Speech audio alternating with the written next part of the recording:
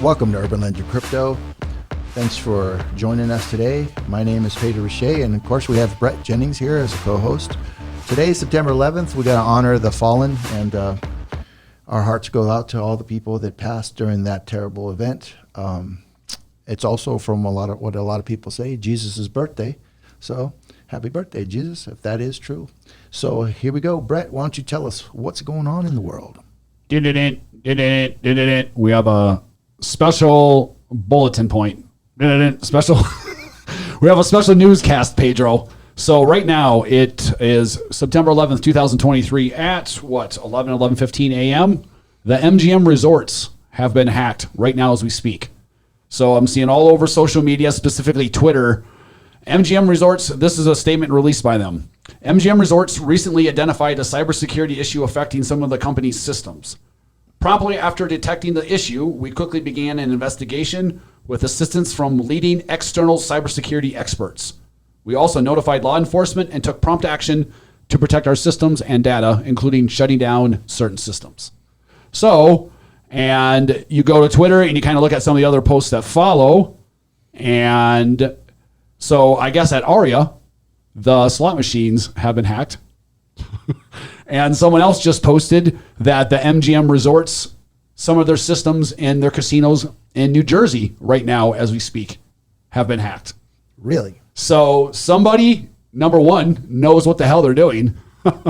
And number two, this is very interesting. This is a very interesting sequence of events, I guess, that's happened, kind of an overall idea that you and I, or an overall premise that you and I have been speaking about the last couple of days with a lot of other things. But with this, what do you think about this, man? MGM being hacked right now as we speak. Well, that is craziness. If you go onto Twitter, you could see the report basically saying that. But then right below, he also posted MGM Resorts might have been hacked. This was 14 hours ago. Now they're hacked. Websites are down. On-site computer systems are down, including ATMs are not working properly. Wow. Well, you know what? That dovetails with what we're going to talk about, the Tucker Carlson comment. And that has to do with Tucker talking about the FAA. Why don't you read where that they can look that up? It says, so that was on TikTok. And if you go to Tucker Carlson TV, okay, it should be on there. I think it was posted by somebody else, but it will be on Tucker Carlson TV on TikTok. Yeah, basically what he's saying is, hold on a second, guys. Sorry. Back up. Where'd it go? There it is. There we go. So here he's talking. So basically what he's saying is that all grounds has stopped in the U.S., and I guess it also happened in Canada, right? And the Philippines. So basically what he's saying is, yeah, it says after 9/11 they had stopped all of the government grounding. So if I don't know if you remember that, but all that government grounding was pretty bad. There couldn't be any flights that went here and went there. So what he's basically saying is that it may be hackers that have taken over the airports, and the government's had to shut them down, and perhaps even paid a ransom. And guess how they paid the ransom? Bitcoin. But to delve a little bit further, that's ultimately what they think is that it could be possible that they got hacked, and that's a very realistic possibility. I think so. You think so. What they're saying is that there was a corrupt database file, and they have one corrupt database file basically shut down air traffic control on a national level. And then it happened in Canada for a day, like 2 days later. And then it happened in the Philippines, I think a week later for a day or two. The whole thing about it is it's a corrupted database, but now it's happened in 3 different countries. And it's kind of crazy and ironic how all of a sudden they're able to fix this problem within 24 hours, isn't it? Every single incident was fixed within 24 hours. So yeah, I would say it's pretty good to say that they were hacked, without a doubt. I think they were hacked. If that's the only logical conclusion, I think Tucker's hit it on the head. How come no one's talking about it? I don't think they were paid in Bitcoin. And the reason I don't think they were paid in Bitcoin is simple. if you are paid in Bitcoin, then you're easily tracked. They can't spend that money, and it'd be too hard to wash, especially if it's dealing with the government. He makes a point that maybe the government was trying to buy the Bitcoin to be able to pay these ransomwares, or they were selling it to pay them. I don't know. But that just doesn't make sense to me. It's probably another way, another payment method. But what are your thoughts? I think that's very much true, that people need to understand with Bitcoin that it can be tracked, right? People think, oh, I'm just going to use it for the next hacking or for the next extortion. But what I always like to say to people is, when they caught Pablo Escobar and raided all of his drug homes, how much Bitcoin did they find? 0, right? It was all cash. So cash and currency is actually used for extortion 10 times more than anything else. But here's my thought to that, which is there are tons of hacks that happen, if not thousands of hacks that happen every single day. And a year ago, it was a medical system, or it was a hospital that got hacked into. And what they do is they hack into your system and they basically hold you ransom against your own information and your own data. And unless you pay them, and you pay them what they request for the ransom, then they'll release your data, then they'll release your information.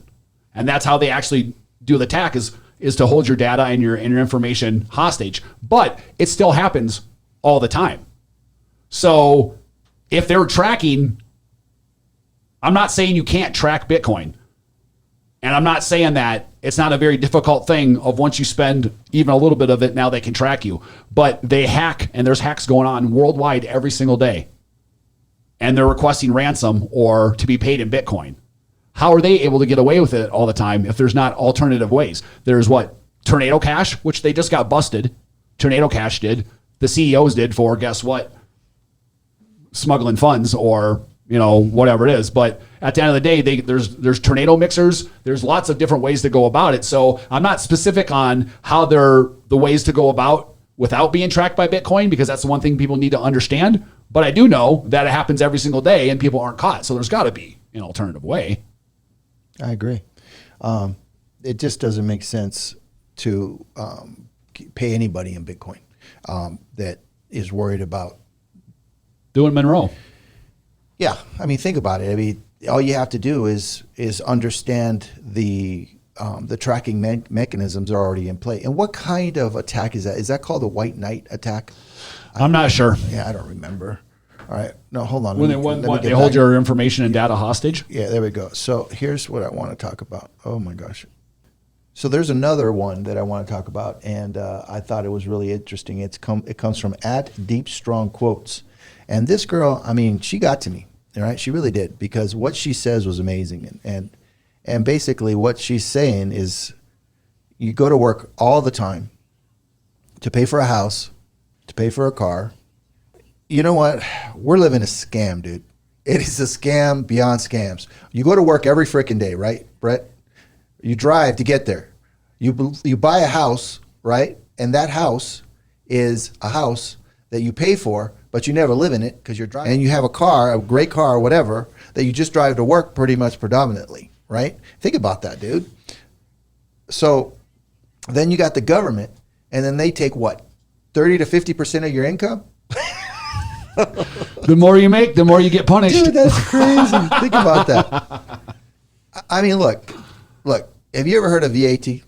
Of what? VAT. VAT. Yes. Yeah. It's basically your money that's getting taxed that was already freaking taxed. Yep. So can you think of an example of that? I get paid a salary working a regular job. I get taxed from the employer takes out my taxes, and I get the remaining left in my check. I then take my check and I deposit it in the bank, and I get 4 or 5% on that? Yeah. Ooh, big wow. So then I not only get taxed from the government with my initial paycheck, I use my debit card and I go to the store and I get groceries. Every item of food that I buy, I pay 8% tax in Las Vegas. So granted, we don't have state income tax here. Kudos to Nevada. But at the same point, taxed, or excuse my language, every single day. It's beyond recognition. But my only question to you with saying all this is this: what are you going to do? Well, welcome to being an adult. Well, I think what is meant by that is you have a tax on goods and services after you've been taxed by the government. So, for example, you go buy some gasoline. You get state, federal, this, that tax on that. Then you go buy a pack of cigarettes. Not that I smoke, but you buy a pack of cigarettes and you get all these taxes. Then you go and you buy yourself some beer, right? Then you get all these taxes. Then you go and you sit down at a park. I'm sure there's a tax for that somewhere, right? Coming soon to a city near you. Right. So the whole thing is a freaking scam, dude. Think about what's going on, Bret. Then you're basically spending a big amount of your check. 50% of the wages that you make is going to go to pay freaking taxes in this country, dude. And then how about a pension, bro? Think about this. A pension, right? I don't know about your parents, but my parents, man, my dad worked 30 years, right? He got this pension.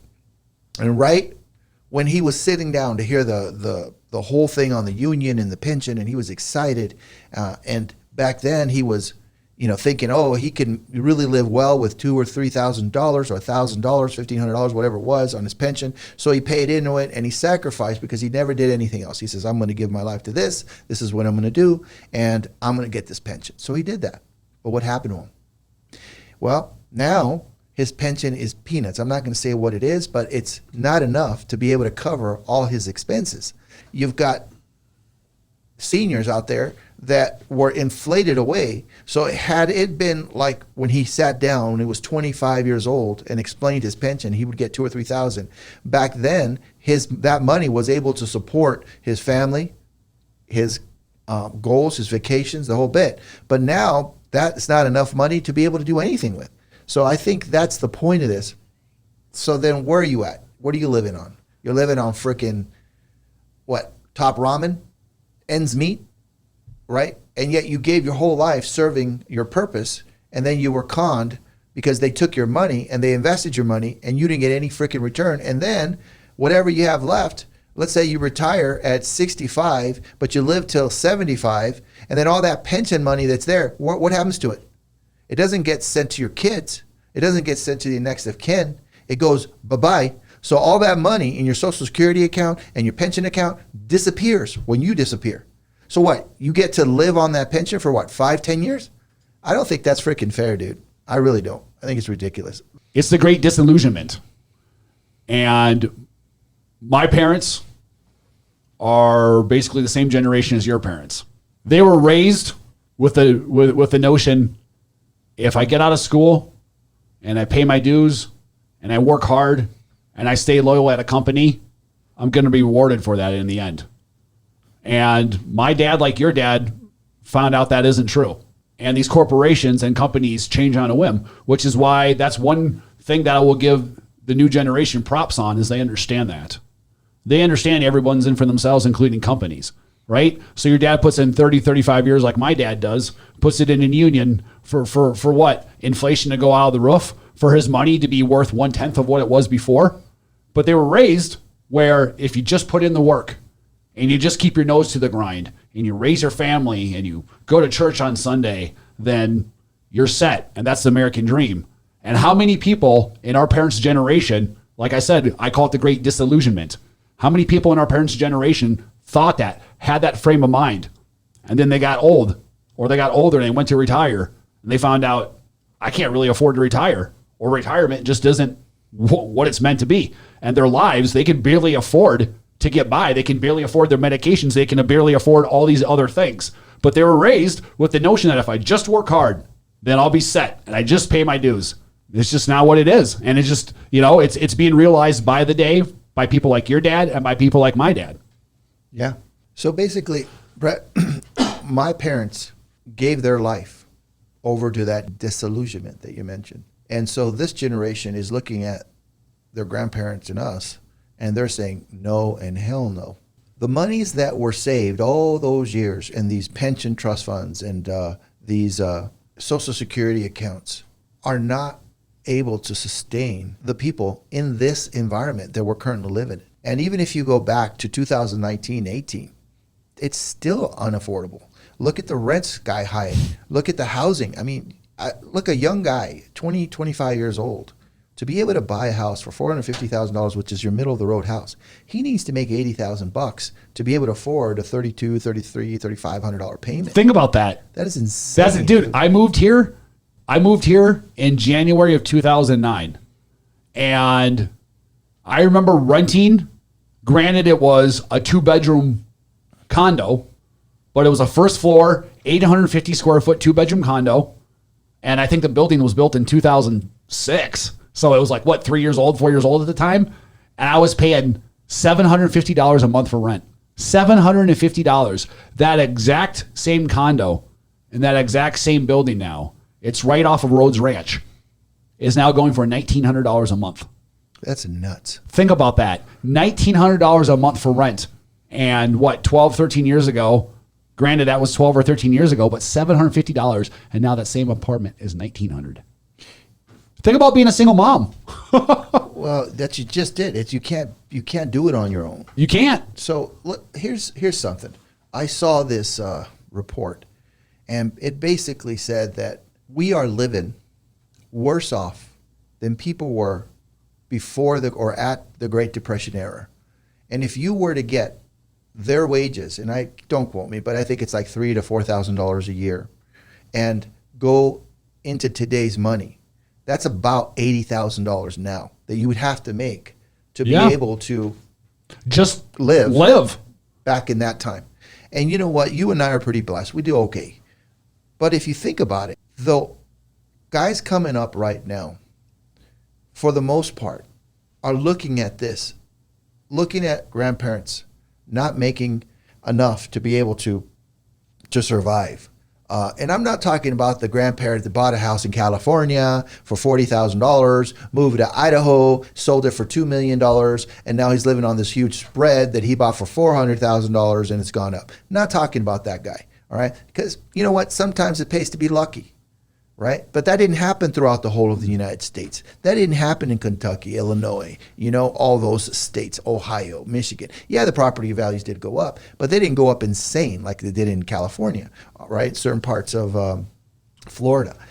But for the most part, I'm looking at what's going on now in the world where our money is becoming worthless, and our people that we should be taking care of, I'll give you who those are, baby boomers. They're all retiring in droves right now, right? Who had an expectation that our generations would help them and take care of them because they paid into a system. But I don't see them being helped. You know what, Bret? You know what I see? I see that there's almost a concerted effort right now to wipe out the dollar as we know it. And if that happens, it's really going to hurt the seniors in this world. That's just my opinion. And you know what, us family guys, it's going to hurt us too, because everything's going to go up, and it's going to go up incredibly expensive. You saw what happened in Venezuela. You saw what's happened in Zimbabwe when money printing is gone out of control. Look at Jerome Powell admitting that they've printed over $24 trillion on his watch. Trillion. I mean, people don't understand that. Like I said before, we've printed 80% of our entire money supply in the history of our country within the last 3 years, almost 4 years now. That's why we have what we have right now in our economy with inflation and nobody being able to afford anything, because our government gave us a bunch of money for free. Or I should say, where it really mattered is that they made lending really cheap. So big corporations and hedge funds could basically borrow money for free. So their risk on that capital is very slim to none when they're basically taking free money from somebody else and using it to make money, correct? And so you can only put that out there for so long before you as a Fed needs to rein it back in and say, we need to bring this shit back in and we need to rein it back in. Hence them raising the interest rates from 3% to almost 8% in a period of 2 years. Once they started that, man, they just kept going, didn't they? And they didn't stop. Why? Because when you need to take that money back from society and from the economy, you can't ask people because they won't give it back. You have to take it back. And all these measures and all these different things are them basically taking back and putting it back into that money supply because we've spent so outrageously. Yeah. There was a show, Joe Rogan, talked about, and he called it the ultimate conspiracy theory. And what he basically said was that if you have as many social problems you can right now, it will distract the population. What he means by that is, in a pandemic, for example, or war, for example, or fires, for example, okay, the people are looking around and they're not watching what the government's doing. I'll give you an example. The Pentagon has found that they had mislabeled $4 billion that they thought was going to the Ukraine, and that now they have it to send to the Ukraine. So all of a sudden, they mislabeled, and so there's $4 billion that are going to the Ukraine. But this is the first time. Per them, it's happened already 3 separate times. That they've what? That they have mislabeled billions of dollars, and that now they can send it to the Ukraine. And here's another thing that bothers me. It's Mitch McConnell is trying to pass the budget for the year, and Joe Biden and bunch have been pushing Mitch to include another multi-billion-dollar packet. And what McConnell's doing is trying to get money to Maui, right? And what the Biden team are saying is, we're going to blame you because we're trying to get money to Maui, and if you don't, then give us the money for Ukraine, then we're going to blame you for not sending money to Maui. Yeah. And welcome to politics. Well, it's not. There's some things you shouldn't be politicking about. Listen, I agree. You know, at the end of the day, that's the average person's problem with a politician. Here's my problem with politicians. Why would you ever want to be a politician? I mean, think about it. Other than power, that's obvious. But all the shit that you need to go through with campaigning and promising this group of people this, have to be politically correct all the time with that, constantly. I mean, just why would you put yourself out on a fence like that? Unless you absolutely were a power freak. And that's the problem, right? That's the problem with politicians, which is, think about this game that they play. I mean, at an international and national level, if you don't vote on this, or you don't give your blessing on this package, then I'm going to blame you for money not going over to this other package and try to sink your career. I mean, none of this is in the best interest of the American people. None of it. And that's the problem, right? Our founding fathers knew. They were smart people. They knew, right? Like George Washington didn't really want to become president. Mm-hmm. People basically forced and said, will you please be president? When people begged him to be president, that's the only reason he became president, because he understood the innate power that comes with all of these things. So in another breaking one, now another news piece just came through. Major attack hits MGM Resorts, causing system failures across Las Vegas Strip casinos. So it's hitting the entire strip. In what is being described as a significant security breach, hackers reportedly gained access to the MGM Resorts system setback, causing chaos throughout the MGM casinos on the Las Vegas Strip. Crazy. The incident, which started several hours ago, has caused sweeping system outages affecting operations across several Las Vegas Strip casinos owned by MGM Resorts. Absolute madness. Absolute madness. Guess that properties, including the iconic Ario, Bellagio, Luxor, MGM Grand, Mandalay Bay, have all reported extensive issues from not being able to use the ATM to being locked out of their rooms. That's absolutely insane, Pedro. We just got some breaking news. More came in, so basically confirmed by another news source. Yeah, major cyber attack hits MGM Resorts, causing system failures across the entire MGM Resorts across the entire strip. Wow. On Las Vegas MGM Boulevard. Owns a lot. Dude, a lot. On the strip. Yeah, anything to do with like global warming, anything that has an agenda that they can put fear into the population. I guess that's the ticket. Will be used as a distraction. Right now, the world's burning, dude. I mean, earthquakes in Morocco, 2,100 people dead overnight. Morocco is one of those countries where you've got the ultra rich and then you got the poor. And unfortunately, who was affected the most were the poor. So I don't blame them for having these mud, buildings and all that kind of went down. I don't fault them for trying to survive. It's not like Morocco doesn't have a lot of resources and things within it. It's just that it's a trend that I'm watching. I mean, look at, for example, the resources being drained out of Niger by the French. They had been selling the French enriched uranium for 88 cents for many years. Well, the average price for enriched uranium is $200 an ounce. All right. So they're getting it for 88 cents. So now when they did this takeover and the French destroyed all those damn trucks, kind of pouting their way out, the the Africans, in Nigeria, they just said, you know what, let's just take it up to market value.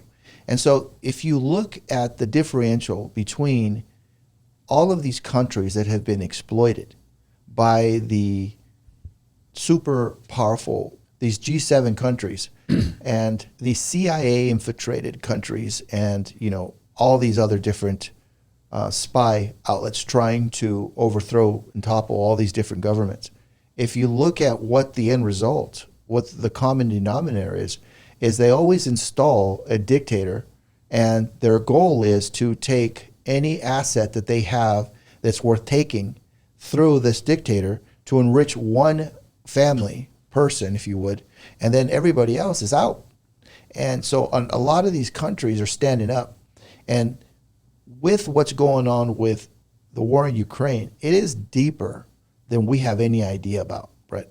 I think what they're trying to do is discredit the Soviets, or Russians now, as a superpower.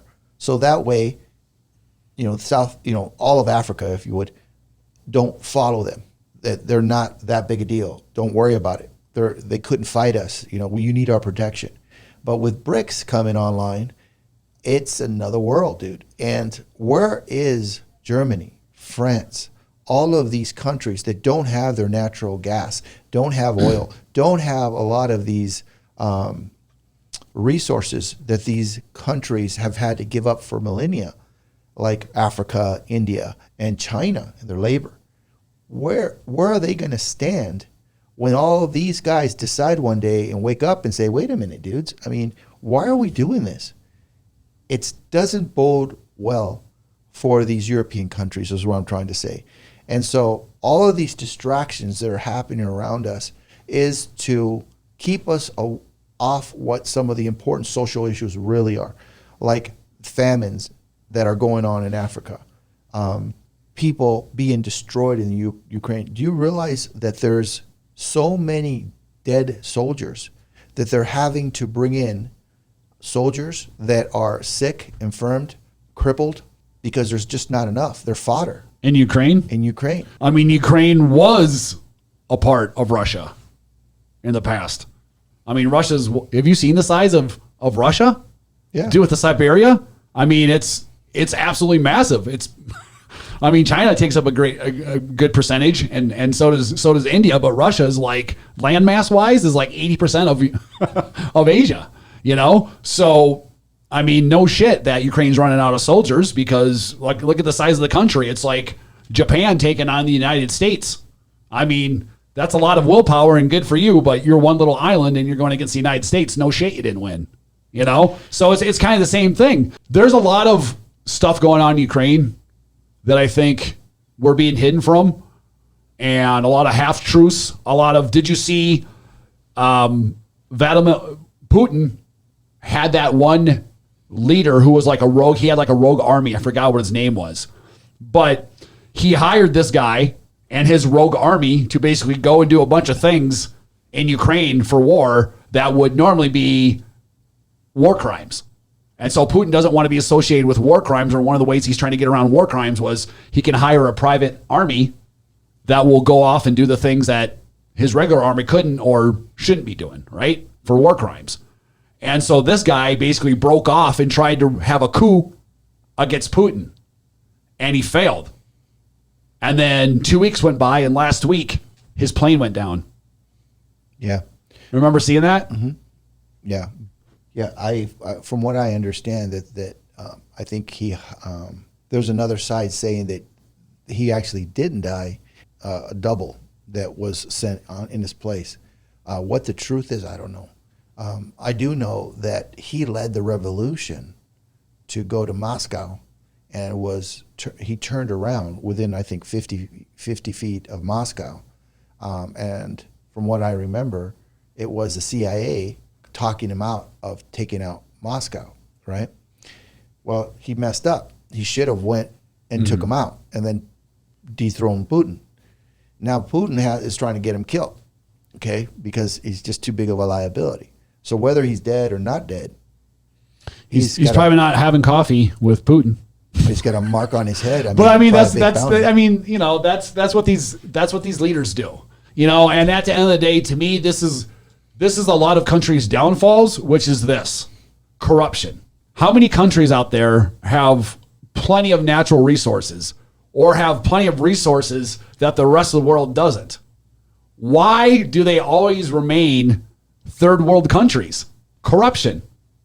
And I understand that there's corruption in our federal government and there's corruption in the United States, but we're the one country where, yes, it's kind of like humans. As long as there's humans, there's always going to be some sort of corruption. But for the most part, the United States has been very, very good at not allowing corruption or widespread corruption on a massive level. And when you start doing that, that's when you have systems fail. No matter what kind of resources that a country has, their system of a government will fail when you have rapid corruption. And that's one thing America's done right. Yeah. All right. Well, we can debate that at another time. Let me end the program with this. There's going to be a comet that's coming tomorrow. Okay, so you got to get this up tonight. Okay, and this comet is going to be a green comet, and it won't come back for 400 years. And I've been watching it on TikTok, and a lot of guys talking about it. But if you want to see it, it's going to be in the northern hemisphere, and you can see it with your naked eyes, and it's going to come over the horizon at about 4 or 5 o'clock. The rotation is about 400 years. If it gets through, once it passes the sun, if it makes it out of that, then it's going to come back, and it's going to be only viewed in the southern hemisphere. Yeah, there's no issue whether or not it's going to hit us, but it's going to be interesting. What's crazy is that comet. I don't know if you know this, but that comet is called Child. Child? Yeah, that child. It's called Child, and it passes through, incidentally, the constellation Virgo, in between the legs of the constellation Virgo. And a lot of guys are using this comet as a sign that something's going to happen on the 23rd of this month. I don't know, but it's real interesting that we're getting a green comet called Child going through the constellation Virgo, in between the legs. That's like the birth of something. Well, wait. Let me give you this last thought. Do you remember Game of Thrones? Did you ever watch that show? No. Okay. Well, in the beginning of Game of Thrones, right, before the dragon appeared, there was a comet that streaked through their Earth, or whatever it was, their realm. And that comet is what they associated with the coming of a dragon, right? So if this comet is coming and is being born through the birthing canal of the Virgo constellation, that is something to really think about. I mean, I believe that we are given signs from heaven.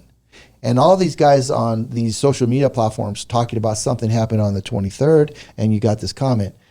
Thanks for coming to Urban Legend Crypto, where we talk about anything and everything that kind of matters. Bret, do you want something to say before I say goodbye? I love all my haters. He loves his haters.